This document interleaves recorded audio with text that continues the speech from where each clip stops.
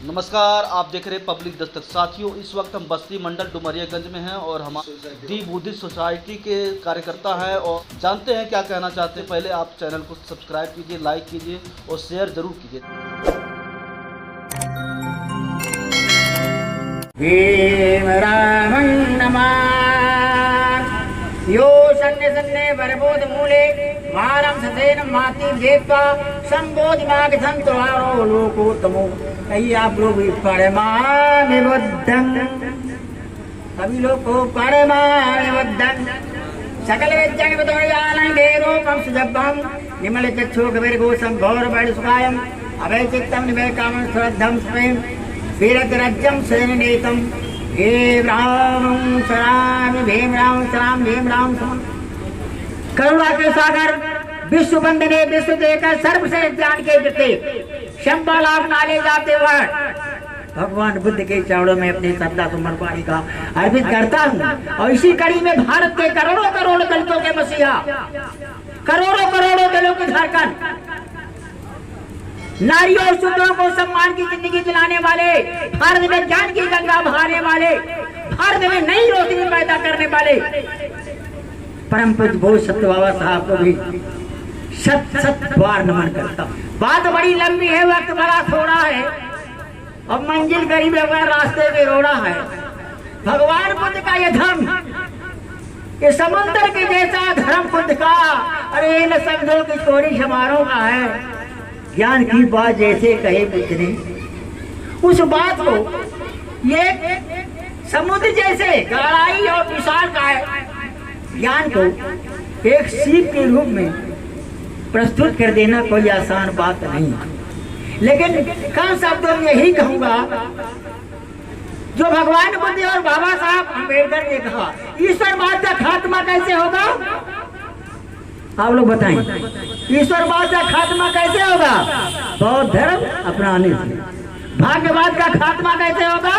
बौद्ध धर्म अपनाने से। सम्मान कैसे मिलेगा? बौद्ध धर्म अपनाने से। सामाजिक सम्मान कैसे मिलेगा? बौद्ध धर्म अपनाने से। न्याय और समता मैत्री कैसे मिलेगा? बौद्ध धर्म अपनाने से। बाबा साहब की बात, मेरी हर सांस में बाबा साहब नाम तुम्हारा है और आज अगर से हम खुश हैं तो ये एहसान तुम्हारा है, ये एहसान तुम्हारा है। लेकिन सबसे बड़े आज जो परिवर्तन हम इस समाज में देखने को मिला, मुझे अफसोस है उस पर कि जो कि ऐसा नहीं होना चाहिए। सबसे पहले बाबा साहब का जो स्टैचू है उसको ऐसे अंधकार में रखा गया है कि जहाँ कोई दिखाई नहीं पड़ता। अगर भीड़ भारत में आए न होते, अरे गरीबों का कोई सहारा न होता और न करते तुम्हारे गुलामी के बंधन, अगर भीम ने पर बधारा न होता। ये समाज बहुत बहानेबाज है। कांसीराम जी ने कहा था ये बहानाबाजी बंद करो और काम करना शुरू करो। तो जो भी करो अच्छा करो, अच्छी बात है। आप अगर चाहते तो हालात बदल सकते थे, लेकिन आप तो ठहरे जेल के पानी के तरह। अरे दरिया बनते थे, बहुत दूर निकल सकते थे। आँख अंधों को दिया भीम ने और मुर्दों को दिया जान। आँख अंधों को दिया भीम ने, मुर्दों को दिया जान और भूखे को जुबान दिया, बहरों को दिया कान। प्राणदान गांधी को दीना, नारी को सम्मान और मनुभाग के चक्रव्यूह को तोड़ दिया, जीवन कुर्बान तोड़ दिया, जीवन कुर्बान तेर दिया, जीवन का साथ। भगवान बुद्ध ने सबसे पहला उपदेश तिरुपति सारनाथ वाराणसी में पंचवटी ब्राह्मणों को दिया और बताया सबसे ऊपर एक ही सवाल है, सर्वोपरि अगर एक सवाल अब कई विधि हो जे समित दुख जाला। यही तो बात थी कि जो मानव के ऊपर भगवान बुद्ध ने 423 गाथाएं जो बोली या और ज्यादा बोला, लोगों ने उसको संकलित करके और संगीति में इकट्ठा करके उसे धम्मपद का रूप दिया और 423 गाथाएं हैं। उसमें सबसे पहली गाथा भगवान बुद्ध की जो लिखी गई है, मनोवर्तमाधम वो मनो से ठाचा मनो रामण साचा पतो ठे भाषा की बात करो दो नम धर्म मनवेद मातो चक्कम पदम। भगवान बुद्ध ने अपने धर्म का केंद्र बिंदु मनुष्य को बनाया। ये भगवान बुद्ध का धर्म मानव के लिए, मानव के द्वारा अवमानों के द्वारा है।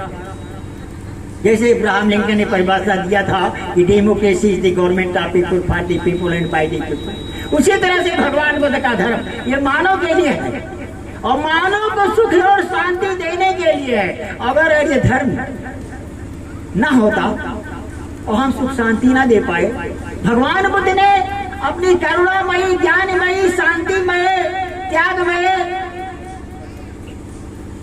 वाणी से सारे विश्व को प्रभावित कर दिया और सारे संसार के लोग उसको जानते और मानते और इनके राह पर चलते हैं। तो हम तो उनकी वाणी पर विशेष देना चाहिए। और तो भगवान बुद्ध ने सबसे पहले बताया था 5 भद्री ब्राह्मणों को जो उन्होंने उपदेश दिया, उन्होंने 4 या सत्य के बारे में सबसे पहले बताया था, 5 शील को बताया। अब आप लोग 5 शील पढ़े थे, आज पढ़ा गया? अच्छा ठीक है, तो 5 शील को पढ़ा दिया। इसी 5 शील में सारा विश्व समाया, भगवान बुद्ध का पूरा धर्म समाया हुआ है। मैं जब भंते ज्ञानेश्वर के यहाँ सबसे पहले प्रवज्ञा लिया तो हमारे गुरु धर्म रत्नाधार जी थे, उन्होंने कहा था क्या, कहा था इस किताब को बुद्ध जो चरिचंद्र होता है इसको फूंक देना चाहिए। तो हमने कहा गुरु जी क्यों? तो कहा इसको बुद्ध को संकुचित रूप दे दिया, 5 शील तक बधारी कर दिया कि 5 शील ही बुद्ध भगवान थे, इतनी ज्यादा नहीं। तो उन्होंने कहा ठीक है गुरु जी, लेकिन अपने मन में गहराई में विचार करके देख लीजिए कि आपने तो केवल तमाम लेखकों की बातों को, भगवान बुद्ध के त्रिपिटक के शंका को संकलित करके जो लिखे उसी को हमको पढ़ा रहे, लेकिन आज तक आपने पाली भाषा में एक तो सूत्र का निर्माण नहीं किया कि जिसको लोगों को बताते हैं। तो या उनकी एक चौपाई को ऐसे कह दीजिए कि पंचशील रत दस बल धारे और जुग जल रूप पुरुष जो तारे, ऐसे एक चौपाई बना के दिखा दो।